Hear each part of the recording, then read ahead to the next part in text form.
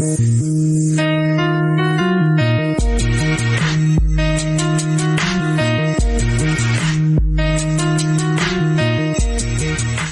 up, world? Established Rich coming right back at you. Joe Budden banned 38 Spesh from his podcast for mentioning Jim Jones' woman. But when Drake, Kendrick Lamar, and Pusha T dragged entire families into the rap beef, Joe called it great hip-hop. So the question is not did 38 Spesh cross a line? The question is why Joe only discovered that line after his friend got offended. My chest. Oh, and Jim Jones, too, you nigga. I seen that shit you said about me, nigga. I respect what he did. He's in the game. Yeah. Niggas got to go. Come on, bro. You heard? It's levels. You dig? And 38 Special is nice. You heard? Like, I dig it and shit like that. You dig? But come on, bro. What did Jimmy say? Yeah. Sometimes we need to just mind our business and not speak. The man said, first off, he said, he don't think how many shots a 38 hold? First off, don't speak on guns. You don't know how many motherfucking bullets they hold. Oh, he need to come with something. He ain't ready for Jada. Then they said something about... He said you need more bullets. For top 5? You don't think so? But then he said something about my tank top, not wearing a tank top under my hoodie that day. Like, we ain't catch that.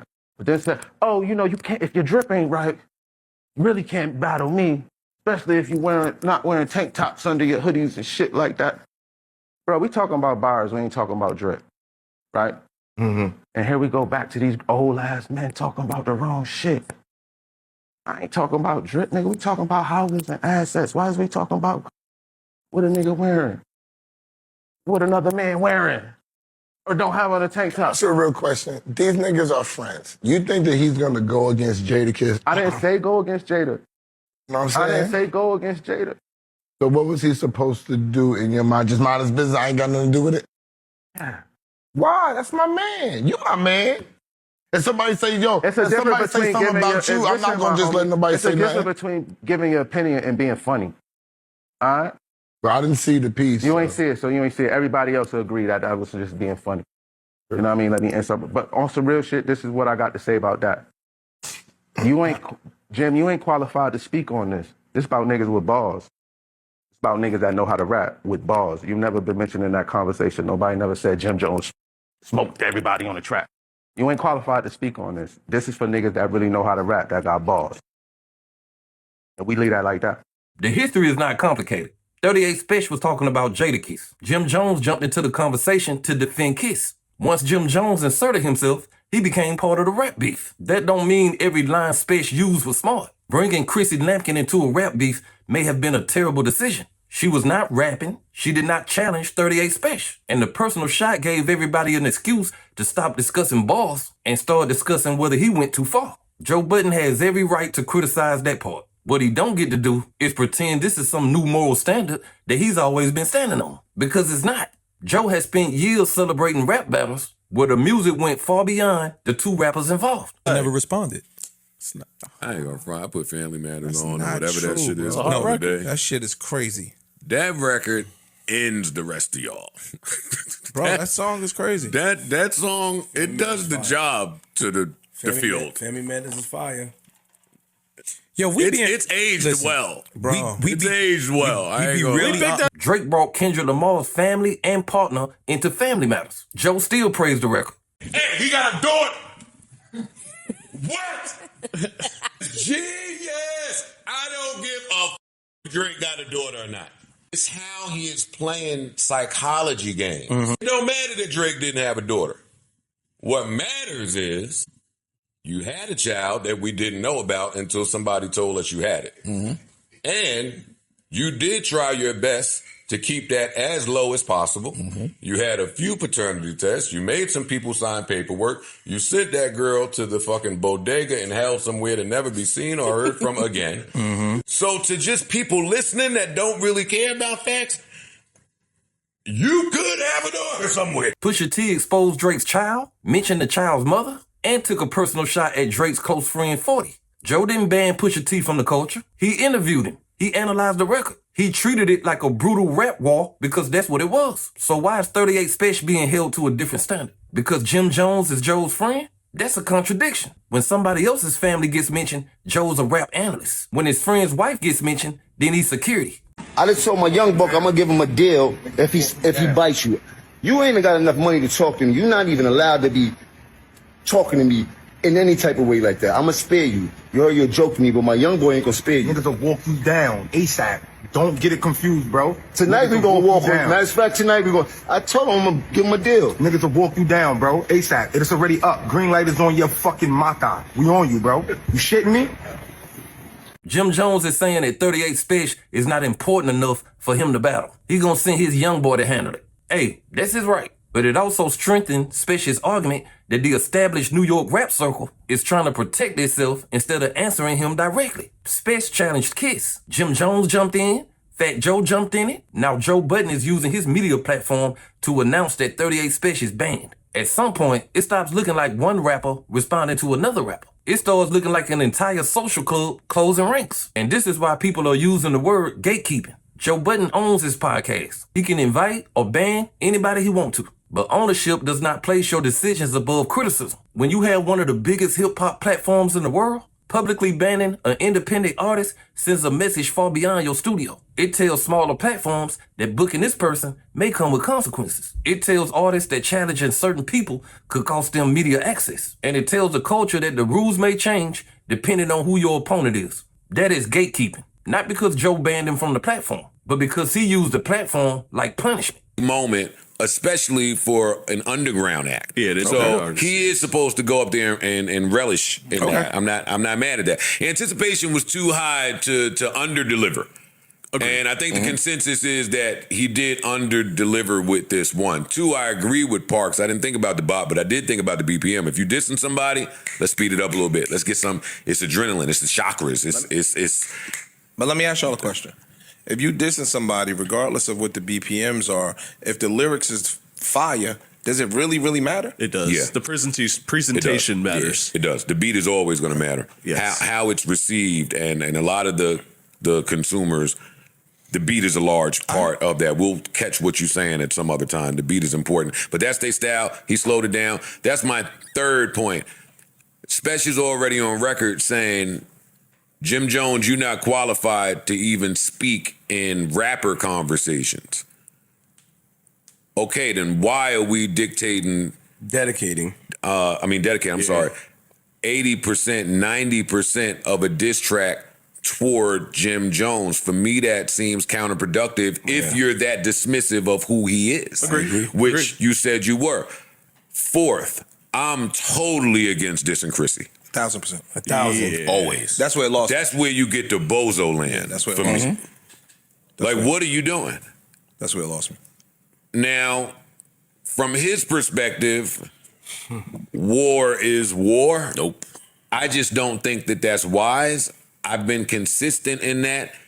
He thinks he's dissing Jim Jones and Jadakiss and whoever, and you dissing Rock Nation and Bird Gang and all the people that all of these people are affiliated with. So that's musicians, that's venues, it's too much to name.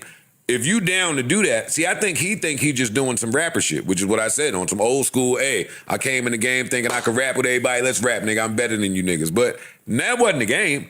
It's way bigger than that. So if you down to do that, cool. Dissing Chrissy just seems like a total misstep. I never loved dissing family, especially this early in the game before we even get to like real mudslinging. Yeah. Like Unless it started from wearing a white tee or whatever the fucking Jim Jones initial diss was. Like, we don't need to go to. Joe's criticism of the line is not the problem. The selective outrage is the problem. Joe says innocent people minding their business should not be pulled into a rap beef. That sounds like a strong principle, but the principle has to survive when your friend is not the person being attacked. What was that principle when Drake questioned whether Kendrick's child was really his? What was it when Whitney Alpha was being discussed in a rap battle she never asked to be a part of? What was it when Pusha T exposed the child to the entire world? Joe may have disliked some of the details, but he still treated the records like they were worth analyzing. He didn't say the artists were forbidden from his platform. He didn't try to remove them from the conversation. He understood that rap beef can become personal,